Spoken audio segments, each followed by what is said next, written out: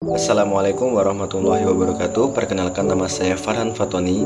Saya dari Prodi Bahasa dan Sastra Arab 1, Fakultas Suluddin Adab dan Humaniora, dengan NIM 211104030016. Di sini saya akan menjelaskan tentang pengertian fikih lughah, kemudian pengertian filologi dan juga fase-fase perkembangan. Kemudian saya akan menjelaskan tentang ruang lingkup pembahasan dalam filologi. Kemudian saya akan membahas juga tentang leksikologi dan leksikografi yang saya pahami. Tujuan dari video ini adalah untuk memenuhi tugas mata kuliah filologi atau fikih lughah yang ditempuh oleh dosen mata pengampu, yakni Bu Eni Zulfa Hidayah. Sebelum kita beranjak ke materi selanjutnya, kita harus mengerti dulu apa sih pengertian dari filologi tersebut, apa sih pengertian dari fikih lughah tersebut.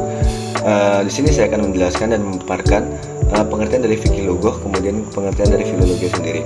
Yang pertama adalah pengertian dari fikih lughah.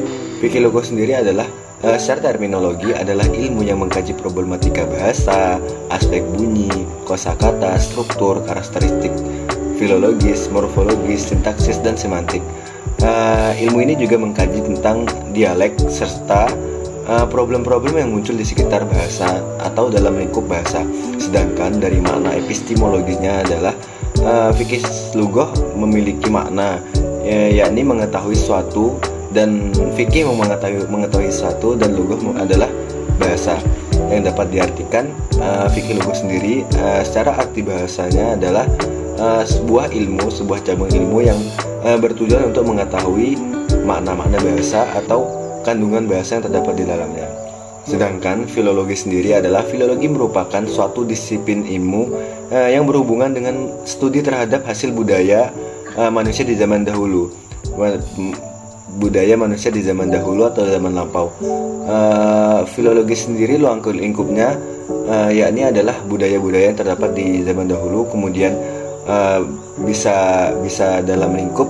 Yang pertama adalah buah pikiran, kemudian perasaan, kepercayaan, kemudian adat istiadat, dan nilai-nilai agama dan nilai-nilai norma yang terdapat dalam suatu lingkup masyarakat yang ada di sana.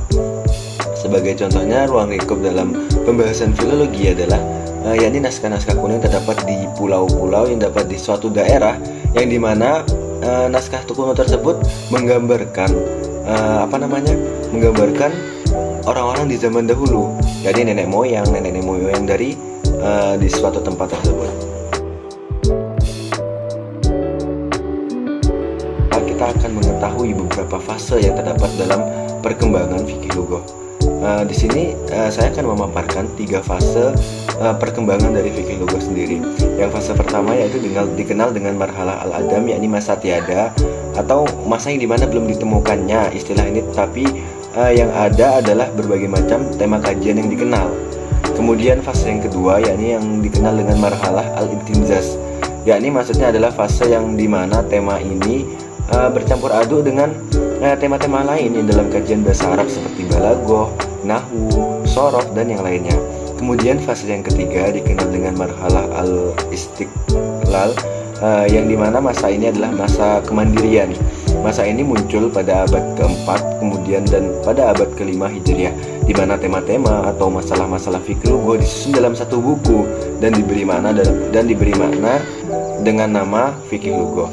Jadi pada masa ini segala sesuatu yang berkaitan dengan bahasa dan yang berkaitan dengan lughah itu sudah dibukukan, jadi sudah dijadikan menjadi satu bagian. Pada bab yang ketiga kita akan mengetahui tentang ruang lingkup fikih lughah. Ruang lingkupnya dibagi menjadi beberapa macam bagian. Yang pertama adalah pendapat-pendapat tentang asal bahasa serta terbanyak tentangnya, yakni pendapat-pendapat tentang pengertian dari fikih lughah, kemudian asal bahasa itu dari mana, asal bahasa itu dari siapa, dan yang lainnya. Kemudian yang kedua yakni keistimewaan bahasa Arab, meliputi sebagian rahasia dalam bahasa Arab, kemudian keindahan bahasa dalam struktur pola kata, dan maupun yang lainnya. Yang ketiga yakni mengetahui uslub-uslub, dan kebiasaan orang Arab di zaman dahulu. Yakni kita dapat mengetahui tata cara bahasa atau susunan kata yang digunakan, kemudian intonasi maupun yang lainnya dari orang Arab yang terlebih dahulu menggunakan bahasa Arab. Yang ketiga, yakni bunyi-bunyi pembahasan seperti makhrajul huruf. Ini hampir sama seperti yang sebelumnya, yakni kebiasaan orang Arab dalam berbahasa. Yang selanjutnya adalah lahjah-lahjah atau logat bahasa Arab dan perbedaan-perbedaannya dalam penggunaannya sehari-hari.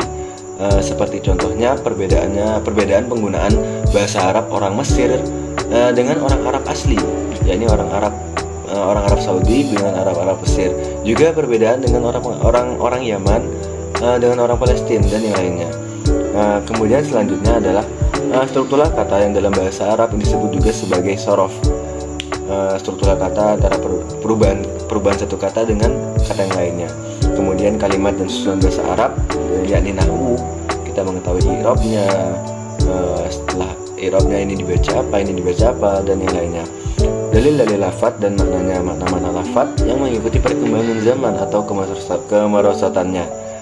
Kemudian banyak lagi yang belum saya sebutkan dan kalian bisa mencari sendiri tentang ruang lingkup dari fikih lughah sendiri. Salah satunya adalah leksikografi, leksikologi, kemudian taraduf, kemudian lawan kata dan banyak hal yang lainnya.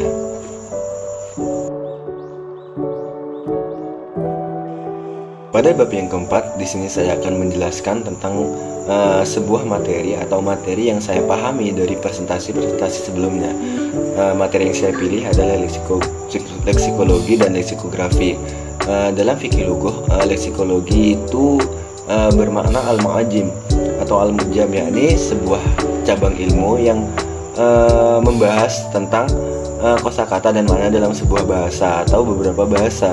Bahkan ilmu leksikologi ini memprioritaskan kajiannya dalam hal derivasi kata, struktur kata, makna kata, fonemi, dan yang lainnya. Jadi leksikologi sendiri adalah isi dari kamus itu sendiri, yakni tentang penyusunan kata dan yang lainnya, pemilihan bahasa dan yang lainnya.